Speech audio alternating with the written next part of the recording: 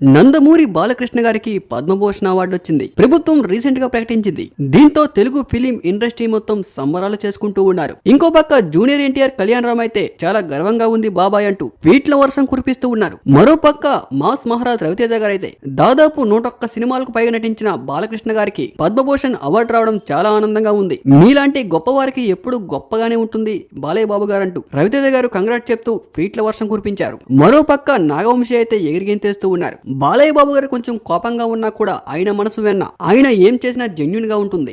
లోపల ఒకటి పెట్టుకుని బయటికి ఒకలా మాట్లాడే మనిషి కాదు ఆయన. ఆయన చాలా మందికి ఆదర్శంగా నిలిచారు. బాలయ్య బాబు అంటే చిన్నపిల్లాడి మనస్తత్వం. ఈ రోజు బాలయ్య బాబు గారికి ఇలాంటి అవార్డు రావడం మాకు చాలా ఆనందంగా ఉంది అంటూ మరో పక్క నాగవంశీ గారు ఎగిరిగెంతేస్తూ ఉంటే ఇంకో పక్క తమన్ గారు అయితే రాత్రి మొత్తం నిద్ర కూడా పోలేదంట. మా బాలయ్య బాబు గారికి అవార్డు రావడంపై నాకు ఈ హ్యాపీ మూమెంట్ ని ఎలా షేర్ చేసుకోవాలో కూడా అర్థం కావట్లేదంటూ మరో పక్క తమన్ గారు ఎగిరిగెంతేస్తూ ఉన్నారు. అయితే తెలుగు ఫిలిం ఇండస్ట్రీలో ఒక్కొక్కరిగా రియాక్ట్ అవుతూ ఉన్నారు. దాదాపు 100కు పైగా చిత్రాలు నటించిన బాలయ్య బాబు గారికి ఇలాంటి అవార్డులు కొత్త ఏమీ కావు. దాదాపు ఆయన నాన్నగారి దగ్గర నుంచి కూడా ఆయనకు ప్రతి ఇయర్ కూడా ఏదో ఒక అవార్డు వస్తూనే ఉంటుంది. బాలకృష్ణ అంటే యాక్టింగ్ లో కింగ్. తెలుగు ఫిలిం ఇండస్ట్రీకి గాడ్ ఆఫ్ మాస్. కొంచెం కోపం ఎక్కువైనా కూడా మనసు మాత్రం వెన్న. బాలయ్య బాబు అంటే కొంచెం కోపం ఉంటుందంటారు కానీ ఆయన్ని ఎప్పుడు ఎవరు కూడా నెగిటివ్ గా మాట్లాడరు.